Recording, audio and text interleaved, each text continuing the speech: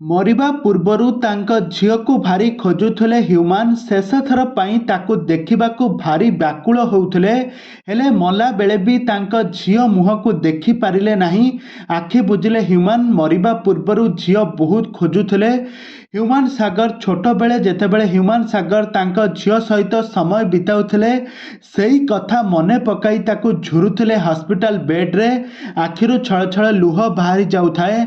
आखि बुझिबा आगरु तांको भारी इच्छा थिला जे शेष थर पाई तांका झियो को टिके कोळेई नेबे, कोळेई नेई ताकु गेल करिबे, तांको मुंड को आउसी टिके आशीर्वाद करदेबे। किंतु सेही शेष समय रे मध्यम तांका झियो को तांकर शेष इच्छा पूरण से करि पारिले नाही।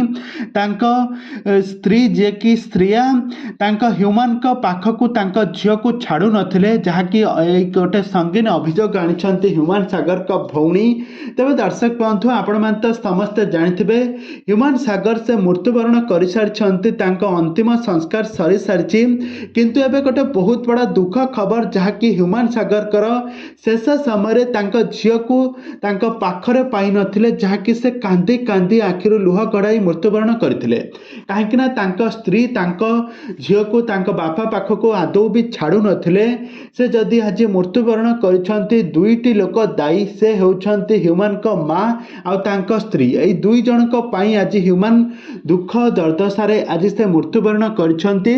आउ से सब बेले तांको परिवार रा चिंता रे आज से मृत्युवरण करिछंती। आज तांकर ब्रेन डैमेज हो जाइछि, आउ एपटरे लिवर सिरोसिस रोग, आउ एपटरे किडनी फेल हेबा कारणरू से मृत्युवरण करिछंती। किंतु ह्यूमान सागर को सारा ओडिसा रा दर्शक माने तांको बहुत भल पाइबा दियंती। तांको कंठरे प्राय 15,000 रु ओडिया गीत दर्शक माने सुनिछंती। आउ तांकर शेष दर्शन करबा पई हॉलीवुड रा समस्त सेलिब्रिटी आउ सारा ओडिसा रा कोण अनुकोण दर्शक माने जाई तांको बासभवन रे जाई कि पहुंचीथिले। आउ यह सहित ह्यूमान सागर से वर्तमान समय रे एबे अमर बोली समस्त कहउछंती। ह्यूमान सागर आउ सेही कंठरू आउ आपण माने सेही तांको कंठरू आउ गीत सुनिबा आज बंद होई गला।